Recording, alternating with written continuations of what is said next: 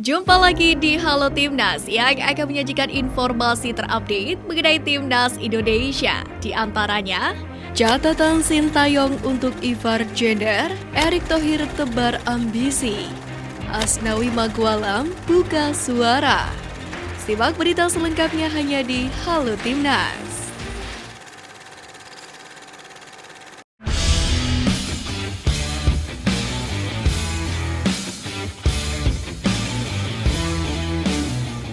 Palestina disebut-sebut bermain aman saat melawan Timnas Indonesia sehingga tak menciptakan gol.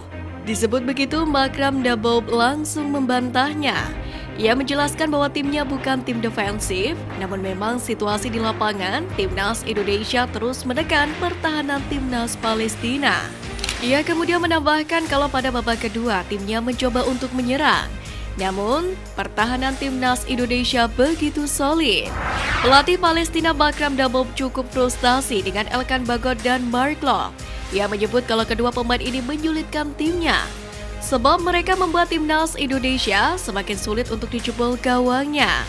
Pelatih 60 tahun itu pun berharap Timnas Indonesia bisa meraih hasil terbaik saat berjumpa Argentina.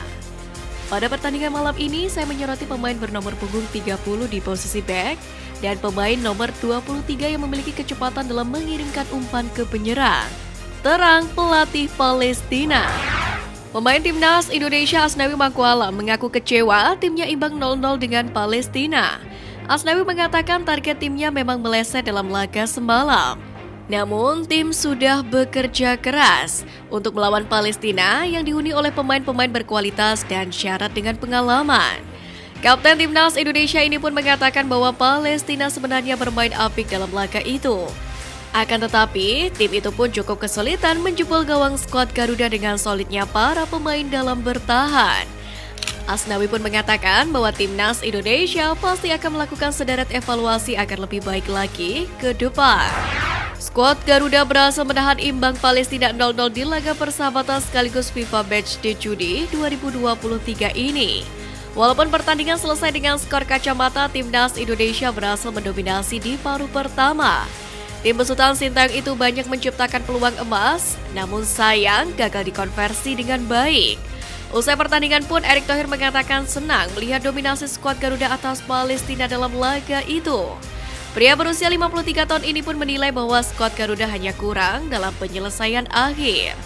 Erick juga sumringah dengan adaptasi cepat para pemain baru, terkhusus pemain naturalisasi.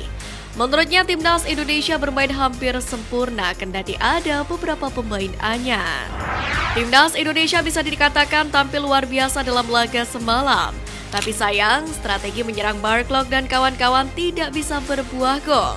Bahkan menurut Sintayong, Timnas Indonesia seharusnya memiliki peluang untuk bisa cetak 2 hingga 3 gol ke gawang Palestina. Senada dengan Sintayong, Kapten Timnas Indonesia Asnawi pun turut merasakan kekecewaannya. Namun ia tetap bersyukur skuad Garuda tidak menelan kekalahan. Meskipun kedua tim hanya meraih hasil imbang 0-0 dalam laga FIFA Matchday di Stadion GBT Surabaya pada Rabu malam, pelatih Timnas Indonesia mengaku puas dengan performa skuad Garuda saat melawan The Lions of Canaan. Sintayong mengatakan penampilan timnya cukup maksimal dalam laga tersebut. Pelatih asal Korea Selatan ini mengatakan bahwa timnya harus melupakan hasil imbang ini. Dan Mark Locke dan kolega segera melakukan serangkaian evaluasi berdasarkan catatan dari laga tersebut. Sintayong pun mengatakan optimis timnya makin matang dengan evaluasi demi evaluasi nantinya. Karena Sin melihat pemain pun punya semangat ingin terus menjadi lebih baik. Pemain keturunan Ivar Jenner dan Rafael Struijk sudah menjalani debut bersama dengan Timnas Indonesia. Dalam laga semalam, Rafael Struijk bermain selama 45 menit dan tampil sejak awal laga. Sementara Ivar Jenner masuk pada menit ke-71 dalam laga semalam. Pelatih Timnas Indonesia Sintayong pun mengatakan penampilan kedua pemain itu pun cukup maksimal dalam laga debutnya. Oleh karena itu tidak memberikan catatan minor terhadap keduanya.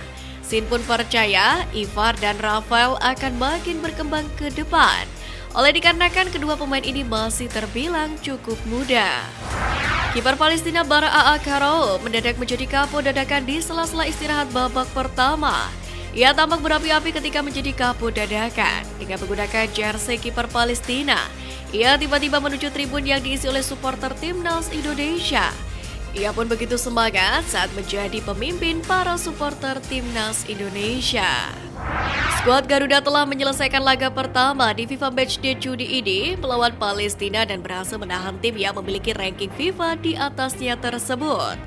Usai laga ini, skuad Garuda pun harus menjalani tantangan baru lagi, yakni melawan juara dunia Argentina. Di sisi lain, pelatih Sintayong merasa bingung jelang laga akbar ini. Jadi kami akan melawan Argentina yang FIFA ranking nomor 1 dan juara dunia. Bukan lawan gampang, tapi saya akan berikan pesan ke pemain agar bisa berusaha semaksimal mungkin. Kalau soal target, saya juga bingung. Tapi saya akan tetap memberi instruksi agar memberikan permainan kita dengan baik, ujar Sintayong. FIFA ikut meramaikan pembicaraan tentang lagu Aldi Taher yang berisi rayuan pada Lionel Messi yang disebut tidak datang ke Indonesia untuk laga 19 Juni mendatang. Dalam akun FIFA World Cup, mereka mengunggah cuplikan video Messi saat beraksi dengan timnas Argentina di ajang Piala Dunia. Menariknya, video itu diiringi oleh lagu milik Aldi Taher tentang Messi. Dalam lagu tersebut, Aldi Taher mengungkapkan betapa besarnya keinginan penggemar sepak bola untuk melihat Lionel Messi secara langsung di lapangan hijau. Mengiringi unggahan tersebut, FIFA World Cup menuliskan kalimat dalam bahasa Indonesia. Unggahan FIFA ini pun disambut meriah oleh netizen. Timnas Indonesia baru saja menyudahi perjuangan melawan Palestina. Tentunya hasil imbang itu menjadi modal yang baik untuk timnas Indonesia yang bakal segera bersua dengan Argentina di laga berikutnya. Jelang laga tersebut, Erik pun percaya diri bahwa skuad Garuda bisa memberikan perlawanan terhadap Argentina. Pasalnya, ia sendiri senang dengan hasil imbang yang diraih kontra Palestina semalam. Sebab menurut pria berusia 53 tahun ini, permainan timnas Indonesia meningkat dan setidaknya hal itu bisa menjadi modal yang baik. Dari banyaknya hal positif, Erik pun menyanjung sektor pertahanan skuad Garuda yang berperan besar dalam laga melawan Palestina semalam, di mana menurutnya trio Elkan Bagot, Asnawi Magwalam, dan Rizky Ridho mampu menggagalkan banyak serangan lawan. Beberapa waktu lalu Ilyas Alhaf menjadi sorotan karena mengibarkan bendera merah putih saat membantu Almere City promosi ke Eredivisie Belanda. Ilyas Alhaf kemudian viral karena saat perayaan kemenangan dirinya mengibarkan bendera merah putih. Dan menariknya, usai menjadi sorotan, pemain berusia 26 tahun ini diketahui tengah berada di Indonesia. Hal itu diketahui dari Instagram story-nya. Meski demikian, kedatangan Alham di Indonesia tidak termasuk untuk mengurus proses naturalisasi, di mana ia mengunjungi Bali dalam rangka berlibur. Adapun Ilyas Alham sendiri, ia masih bisa jika berminat membela timnas Indonesia, karena ia memiliki darah Nusantara.